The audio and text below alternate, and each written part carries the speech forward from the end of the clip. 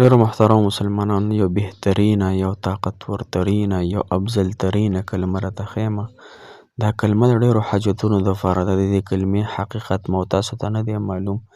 د دې کلمې زموږ په زندګۍ کې ډیر اهم کردار دی. محترم مسلمانانو، چا چې دا کلمه زده کړله، لا اله الا الله موږ ته زده ده که نه، لا اله الا الله محمد رسول الله.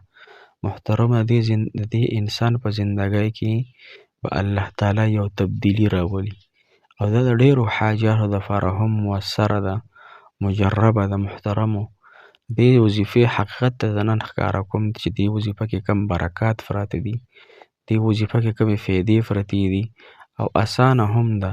نو محترمو، ټایم پې هم دونه نه لګي.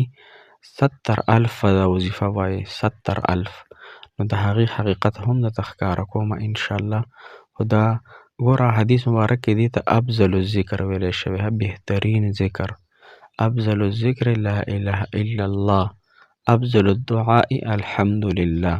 چې مونږه ذکر د لا اله الا الله دا یو بهترین ذکر دی، بهترینه وظیفه ده زما او ستاسو د زندګۍ دپاره. دا زموږ په زندګۍ کې ډېر اهم مقصد لري، او چې کله هم مونږ او تاسو ته نعمت میلاو شي، نو افضل ذکر، افضل الدعاء الحمدلله، الحمدلله بیا وایو. نو محترمو، راځئ دا وظیفه راته ښیم انشاءالله. سکون به راته وي، خوشحالي به راته وي، راحت به راته وي، کامیابي به دله الله تعالی درکړي. او دا وظیفه ځان دپاره شروع که، خپلو مردګانو دپاره یې شروع که. ستاسو په خاندان کې به څوک مړه وي، او که څوک نه دي مړه که نه، نو موږ به هم مړه کېږو. ها، دا حقیقت دی. او تاسو له به هم مرګ راځي. نو د مرګ نه مخکې چې دا وظیفه، دا ذکر ځان له وکړو، دا ځان سره محفوظ کو، او د دنیا هم ډیرو حاجتونو دپاره دا وظیفه ډیره کافي او شافي ده. نو محترمو، راځئ دغه راته ښیمه انشاءالله. د عمل په نیت باندې، د ثواب په نیت باندې پوره واورئ. په ځان باندې دیني خبرې بوج مه راولئ. دیني خبرې چې کوم انسان په ځان باندې بوج راولي، نو هغه په ایمان کې شک دی، یعنی ایمان یې کمزوری دی. ځکه موږ تاسو ته ټپې او غزلې نه وایو، ښه، موږ ته دین ښایو، موږ ته وظایف ښایو، موږ د الله او د الله د رسول لاره درته ښایو چې الله په څه خوشحالیږي، نبي علیه الصلاة والسلام په څه خوشحالیږي. نو حقیقت حال درته زه بیانوم الحمدلله. او زه په دې خوشحاله یم چې تاسو زما وظایف ډېر په مینه او په شوق سره اورئ. الله تعالی تاسو له دې ډېرې بدلې، ډېرې خیرونه، ډېر برکات درکړي. او الله تعالی مو هغه د زړه ټول مرادونه پوره کړه، کوم مرادونه چې الله تعالی یعنی نیمګړي دي، الله تعالی دې هغه ټول په ټوله زما او ستاسو پوره کړي. السلام علیکم ورحمة الله وبرکاته. ډېر معزز او محترم او قابل قدر مسلمانان ورونو، خویندو، تاسو به روغ جوړ یې، په صحت به یې. الله تعالی مو دغه رنګې روغ جوړ، آباد، کامیاب او کامرام لره. الله تعالی مو دواړه جهانه خوشحالۍ، عزتونه، راحتونه په نصیب کړه. ډېر محترم مسلمانانو، زموږ افضله وظیفه ده، افضله وظیفې د هغې فایده درته بیانوم. د لا اله الا الله دا یو بهترینه کلمه ده، بهترین ذکر دی. په دې باندې مو تاسو مسلمانان یو. موږ دا کلمه ویلې که نه، لا اله الا الله محمد رسول الله، چې د دې معنی دا ده چې نشته دی لایق د عبادت صرف یو الله دی. د عبادت لایق څوک دی؟ صرف الله دی. او جناب محمد رسول الله صلی الله علیه وسلم د الله رسول دی. نو دا کلمه، په دې کلمه باندې موږ مسلمانان یو.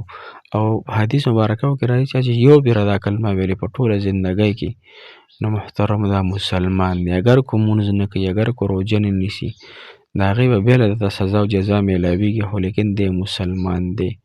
لکه یو حدیث کې راځي مفهوم یې دی، قیامت په ورځ به الله تعالی وفرمایي چې هر هغه کس چې لا اله الا الله یو پیره په اخلاص سره ویلی، یا یو پیره معنی چې راته کې یریدلی دی، هغه ټول د جهنم نه راوباسئ. نو الله تعالی به جنت ته داخل کړي. نو الحمدلله په دې شکریا ایستل هم پکار دي چې الحمدلله الله تعالی موږ مسلمانان پیدا کړي، مسلمانان په کور کې پیدا کړي، بیا دا عظیمه کلمه لا اله الا الله نصیب کړي ده. الحمدلله چې په دې ډېر شکر مو تاسو وباسو، په خپل ایمان باندې شکر وباسو. د دې به ما ستاسو ته بیا آخرت کې فتح لګي انشاءالله چې دا ایمان، دا مسلمانی، دا څومره بهترین نعمت دی د الله تعالی. او الحمدلله الله تعالی مو تاسو ته راکړی دی بغیر د درخواست نه، بغیر د سفارش نه. الحمدلله په کورونو او ارباحو باندې د الله شکر ګزاري الحمدلله زه هم کوم، تاسو هم شروع کړئ. محترمو د دې وظیفې دوه طریقه کاري دي. دا وظیفه دوه دغه سره یې وایي انشاءالله تاسو ته به الله تعالی ډېرې زیاتې فایدې درکړي.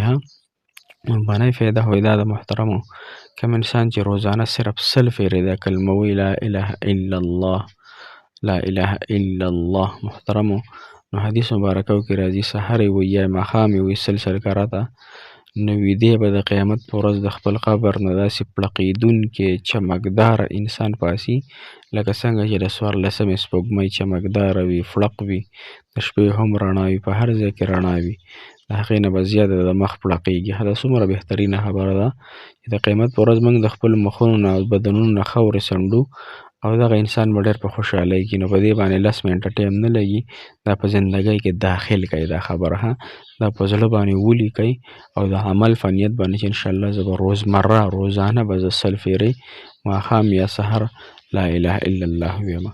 دویم فایده محترم مسلمانانو هغه 70,000 عربی کې زرو ته وایي، هزارو ته، نو 70,000 مرتبه به تاسو د لا اله الا الله دا وظیفه دا ذکر شروع کړئ. د دې علماو یو فایده لیکلې محترمو، او دغه فایده مو تاسو ته انشاءالله په آخرت کې په قبر کې په کار راځي. ځکه د دې دنیا زندگی که څوک وږی دی د هغه هم زندگی روانه ده، که څوک موړ دی د هغه هم زندگی روانه ده. روزانه زما او ستاسو د زندګۍ په ونه باندې ګزارونه کېږي، یو ورځ ترې کمیږي محترمو، او مو تاسو یو بل ځای ته روان یې چې هغه ځای ډېر زیات محترمو د تیارو ځای دی، ډېر زیات د وحشت ځای دی، مو تاسو د هغې نه ډېر زیات یېرېږو. الله تعالی دې موږ له عافیت راکړي. محترم 80,000 فیرې به لا اله الا الله لا اله الا الله لا اله الا الله دا 80,000 فیرې دې ختم تاسو ځان له شروع کړئ. که څوک یې ځان دپاره چا کړي، خپلو والدینو دپاره، خپل مور پلار دپاره، خپل خاوند دپاره، خپل وروڼو دپاره، د خپلو رشته دارو دپاره هم کولی شي، هغې ته د دې ثواب بخښلی شي. نو 80,000 فیرې دا به ځان سره تاسو روزانه چې څومره وایي هغومره به ځان سره روزانه لیکئ، چې نن مې 1000 پیرې وي، نن مې 2000 وي، یا به ځان سره لیکي چې کله 80,000 پیرې دا ختم پوره شو، نو دا لومبی خپل ځان دپاره، بیا خپلو نورو خلکو دپاره.